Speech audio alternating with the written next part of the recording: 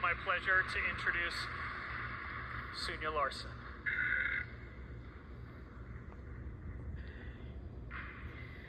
As you know, Dr. Bob Pfeiffer was selected for this year's Teacher Excellence Award. He's also a teacher of AP Literature and Senior Class Advisor.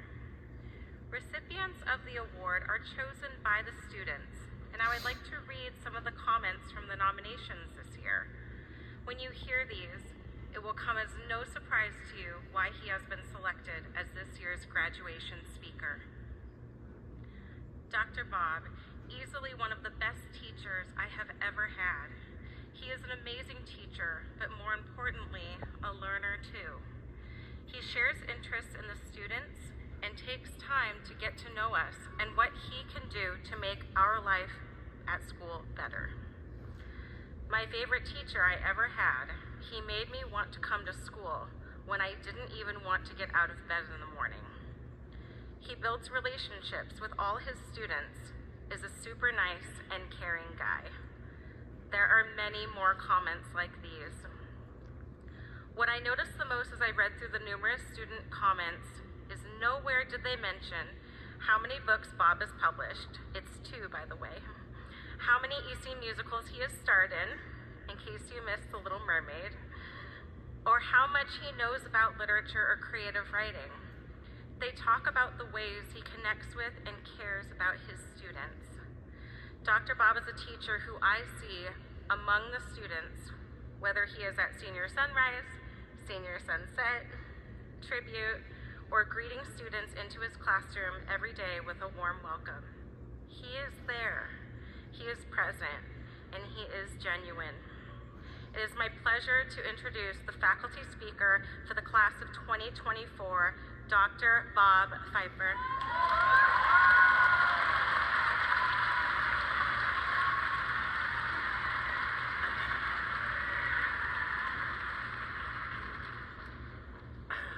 Thank you very much. I'm now just happy.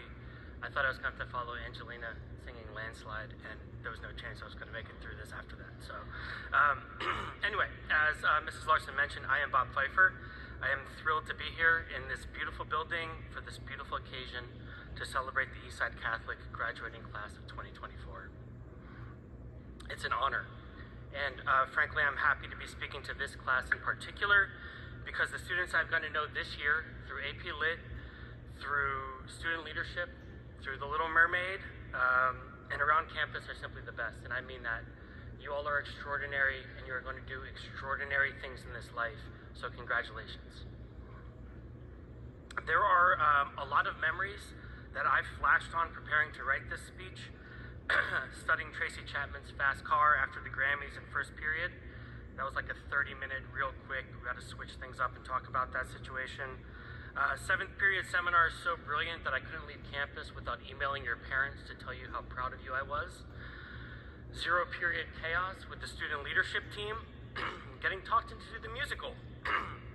The single most terrifying and out of my comfort zone thing I have ever done, but finding that I utterly loved it and that it transformed my life.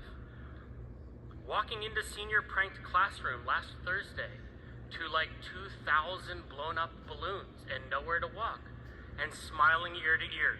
And by the way, one of you hooligans stole my mini basketball. And I don't know who it was, but I asked if I could withhold diplomas until it was returned. The deans said no, so joke's on you, I've got like 6 more at home, so there you go. Anyway, there's too many to go over, so I'll stop there. I like to start for real by telling you a little bit about myself. I'm a dad to an EC 6th grader. I'm a husband of 15 years to the best person I know. I'm a poet. I'm an educator. I've been an educator for 17 years, all of which were spent at the university level in Atlanta up until last year when my family and I moved out to the West Coast. And there's various reasons why I felt after that amount of time I needed a drastic change in my life and my career, and I won't bore you with them. But I will say that after a dozen years as working as a professor at my previous university, I felt a serious lack in community and relationships. See, my mom was a teacher. She taught elementary school for almost 40 years. In the summers, I would go in with her and help her set up her classroom every year. Though after a couple hours of laminating pictures and organizing, alphabetizing her books in her reading nook, it usually ended up with me leaving and going to shoot hoops at the gym while she finished up by herself. My mom was a great teacher, legendary. The type that, though she taught second grade mostly, her kids would come back from college and come find her in her room. And they would stop her in the mall when they would see her, thanking her for all the wonderful things she did and the impact she made on their lives. She was born to teach, and she loved doing it. She always says that teaching was her calling, and if you don't feel that way as a teacher, you'll either flame out or you'll become rigid and passionless. She got really sick in 2002 and was forced to retire, though she couldn't give it up completely, so when she was well enough again, she tutored students who needed a little extra help. And she's still part of that community, the community of that school at which she taught and from which I graduated. So for me, after all those years, one of the alluring aspects of EC was the focus on a true school community, and I have found it here. I promise that I will not extend this metaphor too long. I am known for going on tangents in my classes, and I won't go too far on this one. But this metaphor seems applicable to me, and that is that a school is like a tree. And from a distance, from the outside looking in, a school pretty much looks the same every year. But the truth is that every year a tree like a school reinvents itself. People come and go, faculty, staff, and every year, like leaves turning and falling, seniors graduate en masse. Then, in the spring, new buds come. Just like every year, we have a whole new senior class. But while it may look the same to outsiders, those of us inside the building know different. I can't imagine our tree without you. I'm going to miss so many of you so much that, and they know this, in an effort not to devolve into a sobbing mess, I'm not going to look too closely at some of these faces or mention too many names. But when I was 18 years old, I probably would have rolled my eyes out of my skull at some of the comments that I just made, and I get that. But at midlife and beyond, different things become important to you, and that is a capital T truth. Midlife and beyond. It seems impossible, but pretty much exactly 27 years ago, I was standing on a stage at my high school's auditorium, giving the student commencement address to the Wilmington Friends School graduating class of 1997. My graduating class. And I don't remember much of the content of that speech. Mostly what I remember is something I think a lot of the scholars on this stage might be able to relate to, which is feeling completely and totally over high school. In 2 months, I'd be moving into my dorm, living on my own, enjoying the college life.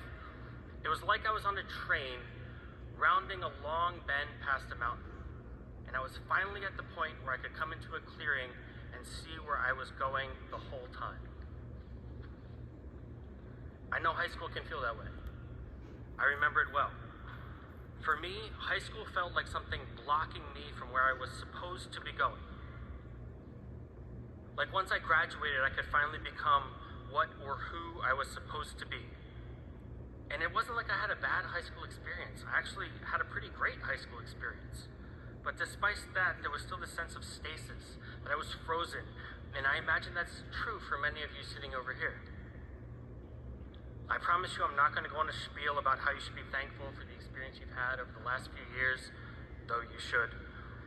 And how your hard work will benefit you in the long run, though I think it will. I don't know that for sure, and I don't want to make assumptions about your personal experiences or your sense of values. I can only speak to you from my own personal experience as someone who was once sat right where you are now and has since experienced 27 years, all but a couple, in education. What I do know is that over the course of my life, I've accumulated regret like a boat taking on water. Almost none of that is appropriate for this esteemed occasion or interesting to anyone here, but there is something that I hope will be of some value to some of you. And that is this. I am filled with regret from a lifetime of looking forward to the next thing. If you always look to the next thing, you're never fully present in this thing. This thing is therefore never what you want. This thing is blocking you from what you think you want. When I was in middle school, I wanted to be in high school. Then I got to high school and I wanted to go to college. And I got to college and sure enough, I wanted to graduate. Then I wanted a career. Then I wanted a raise. Assistant professor, associate professor, tenure, full professor. If you live like that, nothing is ever enough. First book published, you need a second.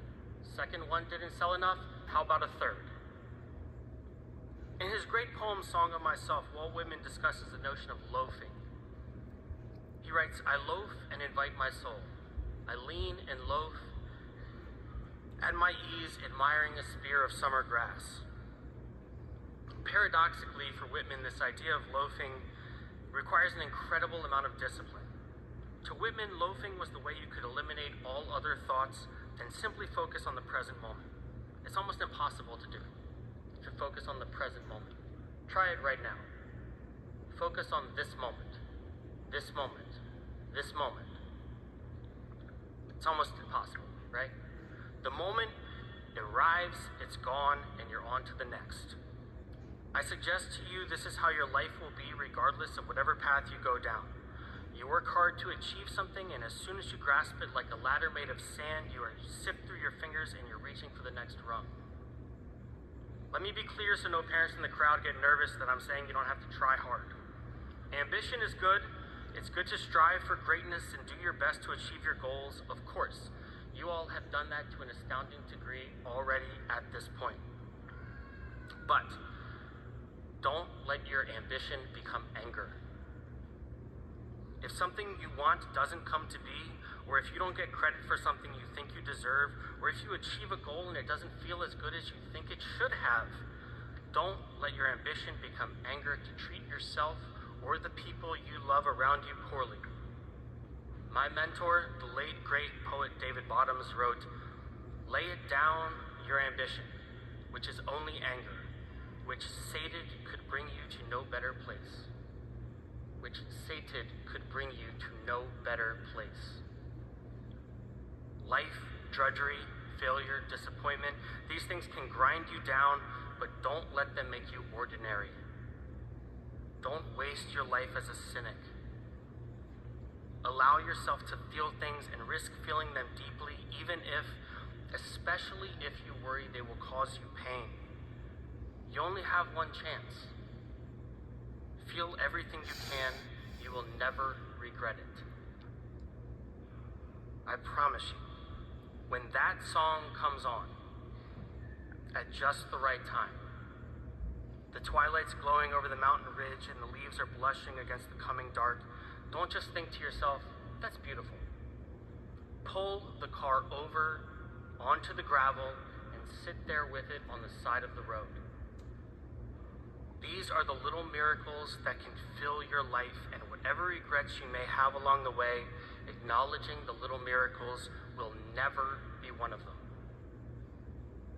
You are sitting on your graduation stage ready to become the you have always anticipated. And here's the thing, just as you're not the same person you are not the same person now as you were when you moved on from the 8th grade, you will be 100 different yous before you wind up becoming yourselves, and that's okay. To quote Bob Dylan, he not busy being born is busy dying. Throughout these evolutions, try to ignore the voice on your shoulder telling you the little things don't matter, because the other capital T truth is this: the little things are almost always the things that matter most. A Tuesday dinner with mom and dad, you only have so many. An embrace from a good friend, you only have so many. The day's first cup of coffee on the couch next to the person you love, you only have so many. A day in 2024, just a few weeks ago, when your 6th grade daughter, who is old enough now that just a week before explained to you why she believes that Kendrick ethered Drake in their beef together, and cited, like any good EC student, cited specific textual support from Meet the Grams and Not Like Us. And I'm sure she would have used correct MLA citations if she were writing this essay in the 6th grade for Mr. Sherman. Well, she got sick with that virus that went around, and despite being the mature big kid that she is now with strong opinions about hip-hop beef and evidently everything else, all she wanted to do was sit on the couch with you and watch Disney movies until she felt better. You only have one chance. For a day like a miracle, she was your little girl again.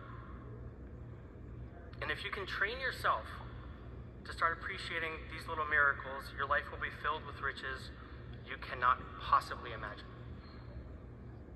Enjoy this life. I promise you, you won't regret it. To wrap it up, I need to paraphrase my beloved Ursula from The Little Mermaid. Sophie Panay, every morning on the announcements, the morning announcements, another thing you think you won't miss, but you will, I promise. Have a great life, Crusaders. Remember to always take care of yourselves and each other. I love you more than you know. Your future begins now. Congratulations, Eastside Catholic graduating class of 2024.